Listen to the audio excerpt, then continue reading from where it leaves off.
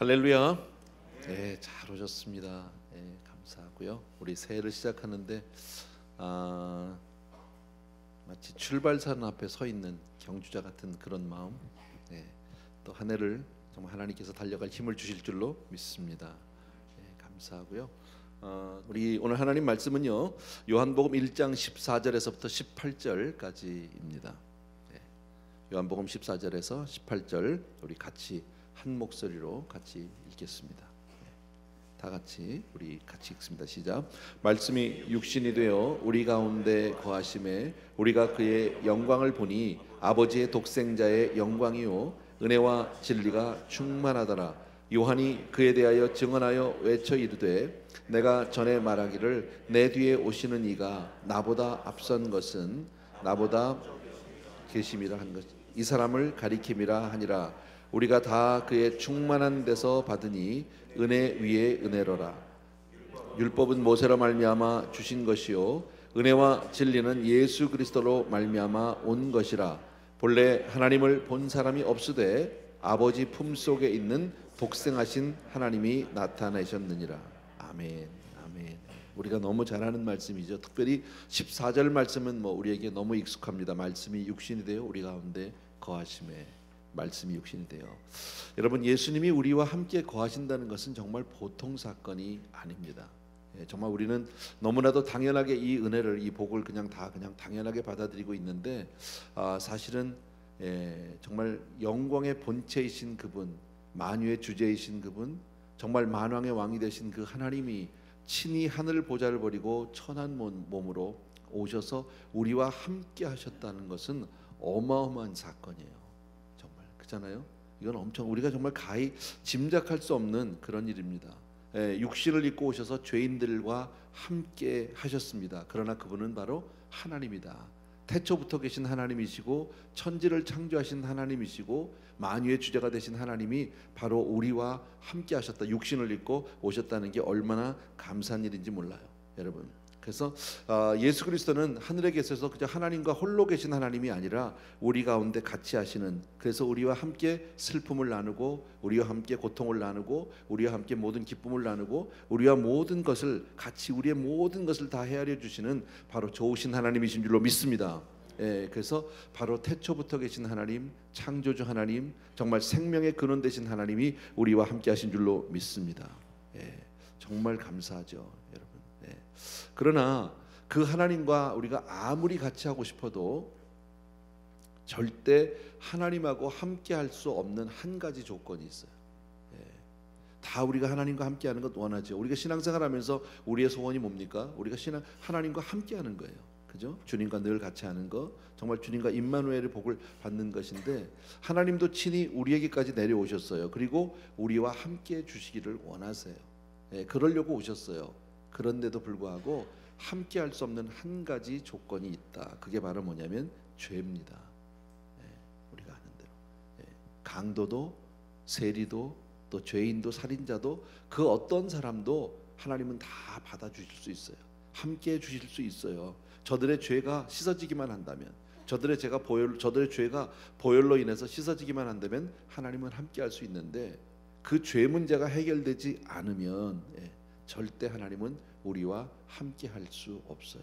그래서 우리는 살아가면서 늘 정말 그 죄와 싸워야 하는 우리의 입장이기도 합니다.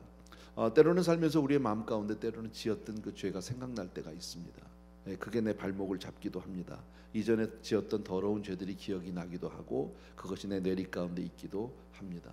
그런데 예수님의 그 십자가의 보혈이 우리의 영혼의 죄를 다 씻어주신 줄로 믿습니다. 내 기억 속에는, 뇌리 속에는 있을지 몰라도 우리 주님께서는 다 씻어주신 줄로 믿습니다. 그래서 우리의 영혼이 주께로 나갈 수 있는 담력을 얻게 된 거예요.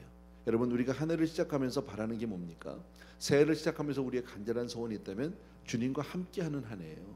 그렇죠? 어디를 가든지 내 앞에 장애가 있으면 어떻습니까? 하나님이 치워주시면 되는 거죠. 질병이 오면 어떻습니까? 하나님이 고쳐주시면 되는 거죠. 주님이 나와 함께만 한다면 사실 우리 삶 가운데는 어떠한 두려움도 없을 거예요. 편안하게 갈 수 있을 거예요. 정말 안심하고 행복하게 갈 수 있을 거예요. 그런데 만약에 우리 삶 가운데서 이 죄 문제와 해결이 안 된다면, 또 죄 가운데 우리가 있게 된다면 그 하나님은 우리와 함께 하실 수가 없다는 거죠. 아무리 이 땅에 오셔서 우리와 같이 하기 위해서 이 땅에 친히 육신을 입고 오셨지만 우리와 함께 하실 수가 없다라는 거예요. 금년 한 해를 살면서 정말 죄와 싸워 이기게 되길 주의 이름으로 축원합니다. 이 죄 문제를 항상 우리 힘으로는 안 됩니다. 능으로 안 됩니다. 오직 예수 그리스도의 보혈의 능력으로만 가능한 줄로 믿습니다. 하나님이 이 땅에 오셨어요. 어떤 사람은 안 보고 싶은 사람도 있겠죠. 하나님을 애써 부인하는 사람, 외면하는 사람, 뭐 여러 종류의 사람들도 있습니다. 그러나 모든 인생은 믿는 사람이든지 믿지 않는 사람이든지 상관없이 반드시 하나님을 만날 수밖에 없습니다. 내가 하나님을 부인하고 난 모른다고 나하고 상관없다고 그런다고 안 만나느냐? 그렇지 않습니다. 예수를 믿는 저와 여러분은 생명의 부활로 예수를 만나게 될 줄로 믿습니다. 그러나 믿지 않는 사람은 어떻습니까? 둘째 사망에 들어간다는 거죠. 영원한 지옥에 들어가기 위해서 주님 앞에 반드시, 하나님 앞에는 반드시 서야 돼요. 다시 말씀드리면 우리는 상급의 심판을 받기 위해서 하나님의 보좌 앞에 서겠지만 그들은 뭡니까? 멸망과 저주의 심판 앞에 하나님을 만날 수밖에 없습니다. 우리는 살다가 보면 세상 살다가 불편한 사람이 있어요. 안 보고 싶은 사람들도 있어요. 때때로요. 안 만나고 싶은 사람이 있을 수도 있습니다. 서로 원수 사이라든지 뭐 빚을 지고 안 갚은 사이라든지 뭐 기타 여러 사이들이 있을 수 있어요. 여러분, 어떤 사람은 정말 안 보고 싶다. 때로는 그런 일들이 있잖아요. 교회를 왔다가도 아유 저 사람이 있어서 안 되겠네 이 교회는. 그런 분들이 가끔 있었어요. 뭐 어떤 사이인지는 잘 몰라요. 그러나 나 만나고 싶지 않은 사람이 있기 때문에 같이 하고 싶지 않아서 안 만나고 피하고 사람도 있는데 사람은 그럴 수 있어요. 혹 가다가 그렇게 피할 수도 있고 안 만날 수도 있어요. 그러나 하나님은 피하지 못합니다. 그 누구도 예외 없다라는 거예요. 여러분 암만 교회를 한 번도 안 나가고 뭐 교회를 외면한 사람도 하나님을 피할 수 있느냐? 그럴 수 없어요.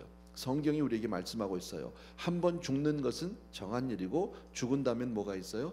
반드시 심판이 있어요. 반드시 누구도 예외 없다. 그러니까 모든 인생은 한 번은 반드시 하나님을 만날 수밖에 없다라는 거예요. 그 누구도 예외가 없다. 그런데 그 주님 앞에 우리가 설 때 주님과 우리가 화목할 수 있는 길은 뭐밖에 없어요? 보혈밖에 없어요. 예수 그리스도의 피밖에 없어요. 여러분, 우리가 하나님 앞에 설 수 있는 이유는 예수 그리스도의 보혈의 능력을 힘입었기 때문이에요. 그 보혈을 우리가 있기 때문에, 보혈을 보시기 때문에 그 피를 보고 하나님이 넘어가시는 거예요. 화목해 주시는 거예요. 그래서 우리가 꼭 기도할 때도 예수님 이름으로 기도하는 이유가 뭡니까? 내 이름으로 기도해서는 안 됩니다. 여러분, 유명한 어떤 정말 유명한 사람의 이름으로 기도해서는 안 됩니다. 예수 그리스도 그분, 왜? 거룩하신 하나님은 그 죄를 우리의 죄를 넘어가시려면 다른 길이 없기 때문에 그래요. 그래서 정말 그 피를 그래서 하나님은 그 피를 보시면서 우리의 모든 죄를 다 용서하시고 잊으셔요. 얼마나 감사한 일인지 몰라요. 거기에 대한 몇몇 그 일러스트레이션이 성경 안에 있어요. 출애굽기를 보게 되면은 하나님께서 이스라엘 민족을 이제 출애굽을 시키기 위한 정말 원대한 계획이 있죠. 이스라엘 민족을 구원해내고자 하는 그런 엄청난 계획이 있어서 한 사람 모세를 택하셨어요. 그리고 모세를 부르셔요. 그리고 모세가 사명을 위해서 출발을 하는데 보니까 모세에게 죄가 있는 거예요. 하나님이 보시기에 그에게 죄가 있어요. 바로의 궁에서 하나님을 잊은 죄라든지 그가 살인을 한 죄라든지 등등 많은 죄들이 그의 삶 가운데 있는 거죠. 근데 거룩하신 하나님이 그 죄인을 용납하실 수가 없어요. 그래서 출애굽기 4장에 보게 되면은 그 이야기가 나오죠. 이스라엘 백성을 애굽에서 정말 구원해 내는 것은 큰 일입니다. 정말 엄청난 하나님의 원대한 계획인데 그러나 하나님은 죄인을 붙들고는 그 일을 할 수가 없는 거예요. 아무리 모세를 뽑았지만 죄인에게 그 일을 맡길 수가 없는 거예요, 여러분. 그래서 모세가 길을 가다가 숙소에 있었을 때에 하나님이 그를 죽이시려 한지라 그랬어요. 그 정확한 내용은 잘 몰라요. 하나님께서 죽이려 하셨어요. 그래서 모세가 죽어가요. 그때 그의 아내 십보라가 한 일이 있었어요. 그의 아들의 양피를 베서 피를, 그리고 하나님 앞에 주여 보시라고, 여기 피가 있다고, 피를 보시라고. 그리고 나서 모세가 다시 살아나고 사명을 감당하게 되는 줄로 믿습니다. 이것은 우리에게 보여주시는 큰 예예요. 여러분, 아무리 위대한 사람도, 능력 있는 사람도, 큰 사명을 맡은 사람도 하나님과 죄 문제가 해결이 되지 않으면 하나님은 사용할 수 없다라는 거예요. 여러분, 그래서 우리는 늘 성결에 힘을 쓰는 저와 여러분 되어야 할 줄로 믿습니다. 예. 또 출애굽기 12장을 보면 잘 나오죠. 하나님이 이스라엘 민족을 구원해 내시려고 할 때 10번의 재앙이 있었잖아요. 그죠? 하나님이 보내신 10번의 재앙 가운데 마지막 재앙, 예. 그 재앙을 하나님이 이제 마지막 죽음의 천사를 보내는데 거기엔 누구도 예외가 없어요. 모든 집에서 장자들은 이제 다 죽게 되었어요. 예. 그런데 막상 이스라엘 민족을 구원해 내려고 하는데 하나님이 도와줄 방법이 없단 말이지. 그래서 하나님이 주신 말씀이 뭡니까? 예, 양을 잡으라는 거죠. 어린 양을 잡아서 문인방과 문설주에 바르라고, 그리고 그 밤에 그 집에서 절대 나오지 말라고. 보혈의 능력 안에 있어야지 거기서 나왔다간 큰일 난다고. 예, 그 말씀을 가르쳐 주셨죠. 그래서 죽음의 사자 갔을 때 사실 애굽 지경에도 정말 착한 사람들도 많이 있을 것이고요, 정말 예의 바른 사람도 있을 것이고요, 점잖은 사람도 있었을 겁니다. 그러나 누구도 예외 없다. 이 죄 문제가 해결되지 않는 모든 애굽의 가정에서 다 곡소리가 나잖아요. 다 죽었잖아요. 그러나 누구만 살았습니까? 문인방의 문설주에 보혈을 바른 사람, 그 피를 바른 그 가정만 살아남게 됐는 줄로 믿습니다. 예, 그래서 주님이 이렇게 말씀하죠. 내가 피를 볼 때에 너희를 넘어가리니 재앙이 너희에게 내려 멸하지 아니하리라. 내가 피를 볼 때 넘어가겠다. 여러분, 저와 여러분이 하나님 앞에 설 수 있고 오늘도 하나님 앞에 나와서 이렇게 기도할 수 있는 이유는 오직 예수 그리스도의 보혈의 능력인 줄로 믿습니다. 그래서 히브리서에서 그 말씀을 하죠. 예, 황소와 염소의 피, 양의 피 같은 짐승의 피로는 근본적으로 우리의 영혼의 죄악을 없이 할 수 없다라는 근본적인 문제를 해결이 안 된다. 그래서 이러한 첫 언약을 폐하고 그리고 이제는 영원한 재물, 바로 하나님의 아들 독생자 예수 그리스도의 피를 우리에게 단번에 쏟아부어 주셔서 영원토록 그 피로 말미암아 우리를 하나님과 화목되게 해주셨다라고 그렇게 말씀하십니다. 여러분, 우리는 예수의 보혈의 능력으로 오늘도 산 줄로 믿습니다. 자, 오늘 말씀이 바로 그 말씀입니다. 요한복음 1장 1절 우리가 아는데 태초에 하나님이 계시니라, 그 말씀이, 예, 하나님이 말씀과 함께, 하나님이 말씀이라는 거죠.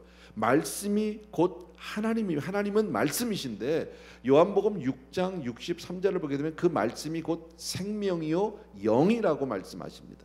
예, 그러니까 하나님이 말씀이에요. 말씀이 하나님이에요. 그런데 그 말씀은 곧 영이에요. 예, 하나님은 영이라는 거죠. 근데 누가복음 24장을 보게 되면 영은 살과 피가 없다라고 주님이 그렇게 말씀하셨어요. 영은 살과 피가 없느니라. 그렇죠? 영이 무슨 살과 피가 있겠습니까? 여러분, 그 말은 무슨 얘기입니까? 만일 하나님이 말씀이신 그대로 혹은 영이신 그대로라면 우리에게 피를 주실 수가 없어요. 피가 없으면 우리는 구원받을 수 없어요. 하나님과 화목할 수가 없어요. 반드시 우리는 피 흘림이 없은즉 사심이 없는 여다라고 하나님이 스스로 선포하셨어요. 죄에 대해서는 반드시 죄값을 치러야 한다라는 거죠. 우리가 죄를 짓고도 이렇게 멀쩡하게 있는 이유는 주님이 죄값을 치러주셨기 때문입니다. 그게 넘어가는 일이 아닙니다. 예. 근데 하나님이 스스로 피 흘림이 없으면 사심이 없다라고 스스로 법을 정해놓으셨어요. 그런데 영이신 하나님, 우리를 아무리 사랑해서 하나님이 세상을 이처럼 사랑하사, 맞아요, 우리를 사랑하셔요. 그런데 영이신 하나님이세요. 그 하나님은 말씀이세요. 그럼 말씀이고 영이신 하나님이 어떻게 피를 흘리실 수가 있냔 말이지. 피를 흘리기 위해서는 반드시 뭐가 필요합니까? 육신이 필요하다. 그래서 말씀이 육신이 되어서 우리 가운데 거하심이라고 하는 오늘 이 말씀은, 그 말씀은 처음부터 선포할 때 이미 죽기 위해서 오셨다라는 것을 내포하고 있어요. 암시하고 있다라는 겁니다. 여러분, 아까도 다시 말씀드리지만요, 말씀이신 하나님이 그대로 계셨다면 우리 인생은 구원의 소망이 없는 겁니다. 예, 전혀 없는 겁니다. 그분이 육신을 입고 왔기 때문에 여러분, 예, 그래서 피 흘릴 수 없는 영이신 말씀이신 하나님이 피 흘려 죽을 수 있는 육신인 하나님 예수 그리스도로 오신 것이고요, 매 맞을 수 없는 영이신 하나님이 매 맞을 수 있는 육신의 몸을 입고 예수 그리스도로 이 땅에 오신 거고, 징계받을 수 없는 말씀이신 하나님이 바로 징계받을 수 있는 육신이 되심이 바로 성육신이신 줄로 믿습니다. 예, 그러니까 예수 그리스도의 육신은 말씀이 육신이 된 것이에요. 여러분, 예수 그리스도의 육신은 뭐가 됐다고? 예, 다 아는 얘기인데 굉장히 중요한 얘기입니다. 예, 말씀이 육신이 되었다라는 거예요. 초대교회 때는 그 영지주의 당시에, 지금도 있습니다, 영지주의라는 그 표현은 없지만 영지주의는 바로 뭐냐면요.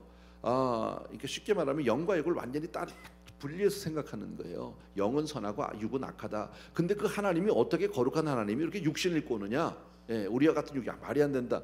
근데 그 주님이 오신 것은 주님은 우리와 같은 육신이 아니에요. 여러분, 그게 오해예요. 우리와 같은 육신이 아니라 주님의 육신은 뭐가 육신이 됐어요? 말씀이 육신이 됐어요. 우리의 육신은 뭘로 된 겁니까? 흙으로 된 겁니다. 흙으로. 하나님이 흙으로 사람을 지으셨어요. 그래서 이거는 흙이에요. 그래서 누구도 예외 없이 흙은 흙으로 돌아가는 거예요. 너는 흙이니 흙으로 돌아갈지니라 창세기에 말씀하잖아요. 그래서 사람은 다 죽는 거예요. 육신은요. 그러나 그 영혼은 여호와께로 돌아가기 전에 너희는 기억하라. 전도서에서도 말씀하고 있지 않습니까? 그러니까 영혼은 반드시 가면 하나님이 새 몸을, 이제 우리가 천국 가면 새 몸을 주실 줄로 믿습니다. 그것이 성경이 우리에게 약속하고 있는 거거든. 그러니까 예수 그리스도의 몸은 우리의 몸과는 다르다라는 겁니다. 여러분, 이거 전에도 제가 한번 다시 한번 제가 말씀드릴게요. 자, 예수님은 이 땅에 오셔서 육신으로 왔는데, 여러분 그 육신은 바로 말씀이 육신이 된 거, 성령으로 잉태해서 말씀이 육신이 된 거잖아. 이게 참 놀라운 거죠, 여러분. 성령으로 잉태해서, 저는 그렇게 생각해요. 또 물론 예수님 우리 가운데 친히 오셨지만 우리가 하나님의 말씀을 받아요. 그 말씀을 아멘하고 그 말씀을 성령 안에서 내 것을 만들면 그 말씀이 내게서 육신이 된다는 말은 뭡니까? 그 말씀의 능력을, 그 말씀의 모든 그러니까 모든 능력을 내가 다 체험한다. 그 말씀의 모든 복을 내가 다 얻을 수 있다. 믿습니까, 여러분? 머리로 지식으로 얘기하는 게 아닙니다. 머리로 깨닫고 끄덕거리는 것이 아니라 아멘 돼서 성령으로 잉태하사랑 마찬가지로 성령으로 그 말씀이 우리의 말씀이 되길 주의 이름으로 축원합니다. 그 말씀을 가지고 우리는 아멘이라고 그러고 레마라고도 얘기하고 이렇게 얘기하죠. 자, 어쨌든 자, 예수 그리스도의 육신은 말씀이 육신이 된 것이지 우리와 같은 육체가 아니다. 이해가 되셨죠? 자, 그러면 예수님의 죄와 예수님의 십자가의 죽음과 우리의 죄 사함과 무슨 관계가 있느냐는 거예요. 어떻게 이것이 어떤 표현이 좋을까요? 예수님의 십자가의 죽음이 어떻게 우리의 죄를 온전히 사할 수 있느냐? 논리적으로 본다면 여러분, 아담의 범죄 때문에, 아담이 하나님 앞에 죄를 진 것 때문에 모든 인생은 우리는 다 죄 아래 있게 된 거잖아. 그죠? 우리가 다 죄 아래 있게 됐어, 아담 때문에. 자, 그런데 아담의 범죄가 무슨 죄입니까? 아담의 죄는 하나님이 너희가 동산에 있는 모든 그 실과는 임의대로 먹되, 그러나 동산 중앙에 있는 선악을 알게 하는 나무의 열매는 먹지 말라라고 명령하셨어요. 하나님이 말씀을 주셨어요. 그죠? 그런데 아담이 먹은 게 문제가 되는 게 아니라 왜 먹었냐면 하나님이 주신 명령을 지키지 않은 거예요. 그죠? 그러니까 아담의 범죄는 죄명이 뭐냐면 명령을, 하나님의 명령을 불순종한 죄예요. 근데 하나님의 말씀은 뭐예요? 영이잖아요. 말씀이 곧 영이요 생명이라고 요한복음에 아까 말씀했다고 그랬죠. 그러니까 아담이 지은 범죄는 바로 어떤 죄냐면 먹었다 안 먹었다는 육신적인 죄, 육체적인 죄가 아니라 영혼의 죄예요. 인간의 원죄는, 우리가 아담의 죄를 원죄라고 하잖아요. 그 원죄 아래 우리가 있어서 우리가 다 죄인인데 그 원죄는 영혼의 죄예요. 우리가 그러니까 아기가 태어났는데 아기가 뭐 언제 죄를 졌습니까? 아기가 뭐 싸움을 했습니까? 도둑질을 했습니까? 거짓말했습니까? 안 했는데도 그 아이는 죄인이에요. 왜 그래요? 태어나자마자 그 아이가 영혼의 죄를 가지고 왔기 때문에 그래요. 태어날 때부터 죄 가운데서 태어났기 때문에 그래. 근데 그 영혼의 죄는 거슬러 올라가 보면 아담이 하나님의 말씀을 불순종한 데서 온 거예요. 이해가 되세요? 자, 그러면 예수님의 십자가의 죽음은, 예수님은 분명히 우리가 볼 때 가시적으로 육신적으로 돌아가셨잖아. 근데 예수님의 몸은 우리와 같은 육신이 아니라 뭐라고 그랬죠? 말씀이 육신이었다는. 근데 말씀은 곧 뭐예요? 영이라고. 그러니까 예수님의 십자가의 죽음은 영혼의 죽음이야. 그러니까 레벨이, 인간의 죄는 영혼의 불순종이고 우리 주님은 그 영혼으로 십자가를 지어서 우리의 모든 죄를 담당해 주신 거죠. 그러니까 이건 법적으로 딱 맞는 거지. 아멘입니까, 여러분? 그래서 우리가 예수 십자가의 보혈을 우리가 믿는 겁니다. 주님의 돌아가심이, 정말 주님의 죽으심이 얼마나 감사한지 모른다라는 거예요. 그 때문에 십자가의 은혜로 저와 여러분이 구원받게 된 줄로 믿습니다. 너무너무 감사한 거죠. 성경은 지금 그것을 우리에게, 요한복음은 조금 앞부분에는요 신학적인 부분이 많습니다. 그래서 이 부분을 우리에게 잘 이해를 시켜주고 있는데, 아무리 해도 말씀이 육신이 되어 우리 가운데 거하심에, 그렇게 보니까 정말 은혜와 진리가 충만하더라. 그 이상 어떻게 표현할 방법이 없는 거예요. 바로 오늘도 저와 여러분이 이렇게 나와서 예배를 드리고 기도를 하고 하는 이 모든 것은 바로 예수 그리스도의 보혈의 능력인 줄로 믿습니다. 그걸 꼭 믿고 사셔야 하는 거예요, 여러분. 그래서 정말 우리는 예수 그리스도의 그 주님이 육신으로 왔다는 것이 얼마나 감사한 일이, 한때 오셨던 그분이니까 우리도 그분을 육신적으로 만났으면 얼마나 좋을까, 이런 생각도 우리가 상상도 해보잖아요. 근데 그런 차원이 아닌 거예요. 그분을 내가 보는 게 중요한 게 아니라 그분이 왜 오셨고 왜 십자가에 죽었는지, 그게 중요한 거예요, 여러분. 왜 이 땅에 몸을 입고 오셨어야 합니까? 물론 3년 동안 33년을 같이 계셨습니다. 물론 그 중에서 공생의 3년 같이 있었지만, 같이 살면서 많은 그 삶 가운데서 보여주는 많은 이야기들은 우리에게 영적 교훈을 주기 위해서, 가르침을 주기 위해서 그분이 친히 살아주신 거고, 진짜 그분이 이 땅에 육신을 입고 오신 목적은 바로 십자가에서 죽으러 오신 거예요. 그렇게 죽어야 우리의 영혼의 문제가 해결이 된다라는 거죠. 구약에서는 그게 안 되니까 짐승을 잡아서 매해마다 대속죄일에 제사장이 들어가서, 대제사장이 들어가서 정말 그 민족의 죄를, 이스라엘 민족의 죄를 속죄하는 날이 있잖아요. 그 욤키퍼라고 그러죠. 그래서 우리들이 꼭 기억할 것은 말씀이 육신이 돼요. 바로 성육신. 이것은 우리가 이것을 부인하면 이건 이단입니다.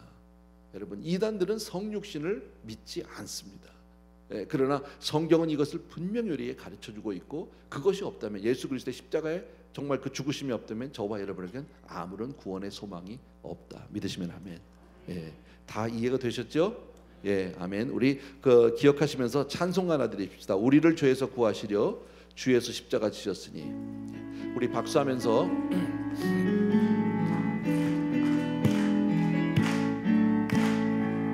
우리를 죄에서 구하시려 주 예수 십자가 지셨으니 기쁘게 부르세 할렐루야, 나 구원 얻었네. 찬송하세 찬송하세 주님 나를 구하셨네. 찬송하세 찬송하세 주가 구원하셨네. 우리를 주께서 구했으니 이전에 행하던 악한 일과 주하고 더러운 모든 죄를 온전히 버렸네. 찬송하세 찬송하세 주님 나를 구하셨네. 찬송하세 찬송하세 주가 구원하셨네. 나 지금 죄에서 사함받아 거룩한 백성이 되었으니 이 세상 장막을 벗을 때도 겁날 것 없겠네. 찬송하세 찬송하세 주님 나를 구하셨네. 찬송하세 찬송하세 주가 구원하셨네. 우리가 이 세상 떠날 때에 예수의 손목을 굳게 잡고 영원히 즐거운 천국에서 주 함께 살겠네. 아멘. 찬송하세 찬송하세 주님 나를 구하셨네. 찬송하세 찬송하세 주가 구원. 우리 1절만 다시 한번, 우리를 죄에서 구하시려 주 예수 십자가 지셨으니 기쁘게 부르세 할렐루야, 나 구원 얻었네. 찬송하세 찬송하세 주님 나를 구하셨네. 찬송하세 찬송하세 주가 구원하셨네. 아멘 아멘 아멘. 우리 시간 같이 기도하고요. 또 혹시 여러분 저와 함께 기도하기를 원하시는 분들은 단위로 올라와 주시면 될 것 같고요. 그다음에 내일 아침에는요 우리 특별 강사님을 모셨습니다. 많이 나오셔서 정말 은혜 많이 받게 되길 바랍니다. 기도 많이 하시고요. 우리 같이 한번 우리 각자 기도할 때 정말 오늘은 한 가지 기도 제목을 가지고 기도합니다. 정말 주님이 성육식하신 그 이유, 그 목적을 우리가 다시 한번 분명히 깨닫고 정말 주님 예수 그리스도의 그 보혈의 능력으로 말미암아 나의 행위가 아닙니다. 나의 선행이 아닙니다. 나의 어떤 의지가 아니라 정말 나의 공로가 아니라 오직 예수 그리스도의 보혈의 능력으로 하나님 내가 구원을 얻었습니다. 온전히 하나님과 연합할 수 있게 되었습니다. 주님의 은혜 진심으로 감사하고 그것을 내가 꼭 마음에 품고요. 하나님 앞에 그 구원의 은총에 대해서 우리가 다시 한번 기도하기를 원하고 각자 자유롭게 기도하시다가 또 돌아가시겠습니다. 우리 주여 한번 간절히 외치고 기도합시다. 시작. 주여! 할렐루야. 사랑하는 우리 아버지 하나님, 주님의 은혜를 진심으로 감사를 드립니다. 오늘 우리 사랑하는 성도님들과 함께 이제 아버지의 새벽을 엽니다. 아버지처럼 아버지 하면 우리가 아버지 하며 새벽 기도를 하면서 하나님 앞에 이 시간 간절히 나아갑니다. 사랑의 주님, 능력의 주님, 주님의 은혜를 진심으로 감사를 드렸고 아버지 하나님, 사랑하는 성도님들 위해 오늘도 아버지 하나님의 은혜 위해